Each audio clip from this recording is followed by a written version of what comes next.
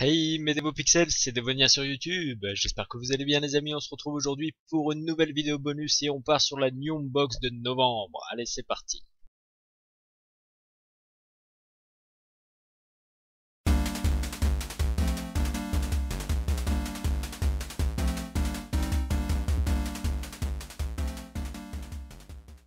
Allez c'est parti mes dévots pixels, on se retrouve pour ce fameux unboxing de la New Box. Ouais j'aime bien tripoter les boîtes j'avoue, donc je vous fais pas attendre plus longtemps, on part sur un premier produit. Je me rappelle même plus ce qu'il y avait dedans. Ah oui, oui. On va commencer par ça. Alors ce premier objet les amis, c'est une licence qui est très connue, qui passe en ce moment à la télé.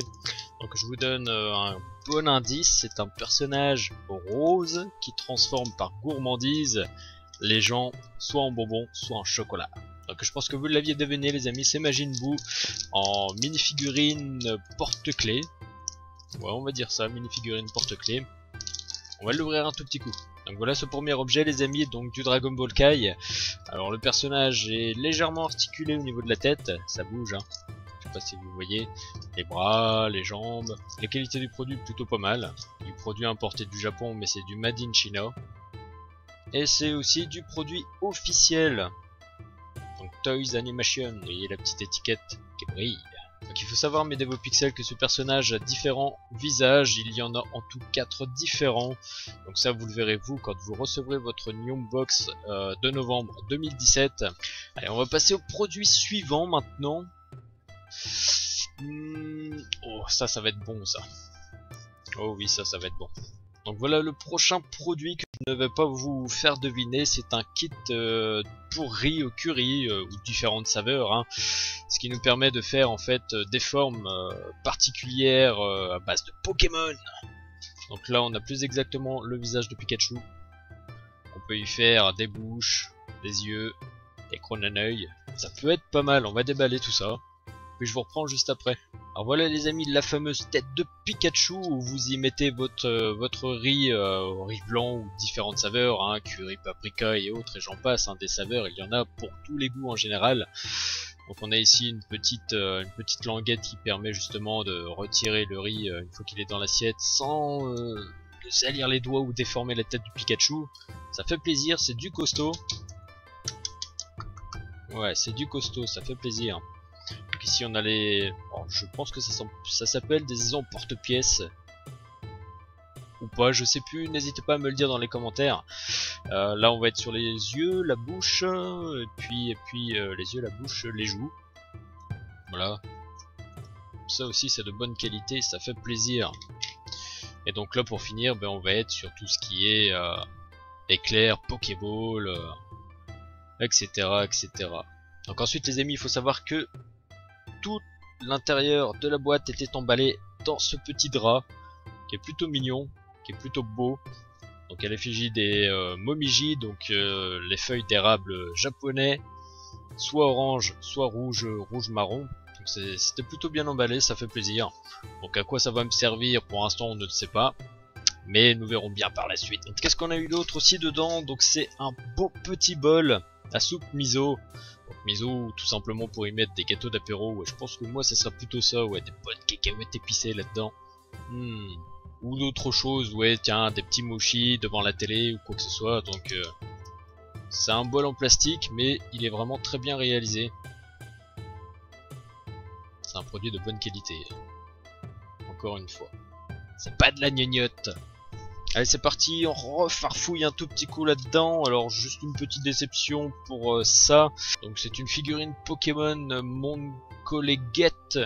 En fait vous avez un code QR sous la figurine qui vous permet en fait de savoir exactement où se trouve votre Pokémon sur le jeu Lune et Soleil.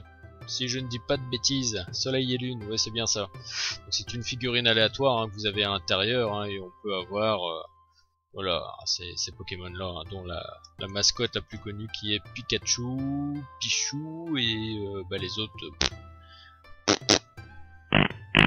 je sais plus. Ou je ne sais pas, tout du moins si ça. C'est pas Electron Electron, ouais, si peut-être, je me gourre peut-être hein. Vous savez, j'ai connu que les 150 premiers Pokémon et ensuite je suis passé à autre chose. Donc pour information, cette figurine elle sera certainement en vente neuve sur le groupe de vente donc Galaxy Geek et Neonbox. Vous aurez donc le lien dans la description. Qu'est-ce que nous avons d'autre à l'intérieur? Ah oui, alors ça c'était plutôt pas mal.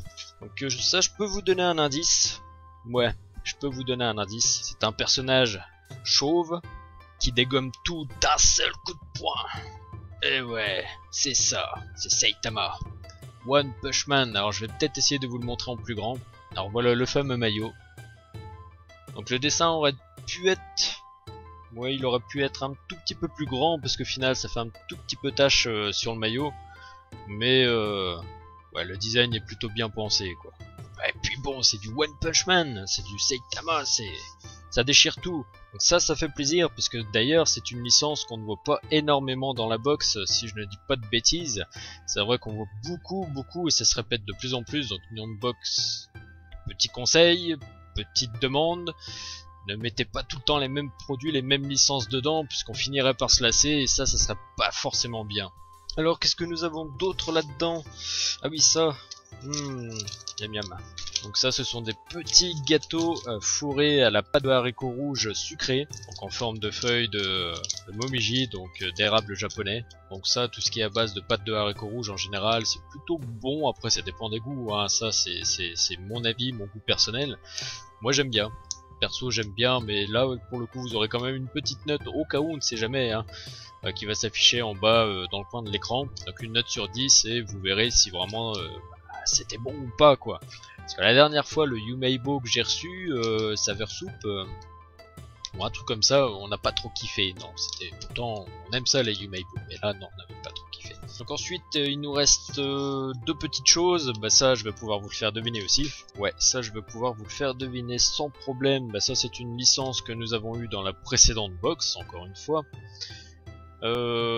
Un gros studio qu'on aime énormément, qui ont à leur effectif plus d'une dizaine d'animés Jap, donc films d'animation, hein. Bon allez, je vous donne un autre petit indice.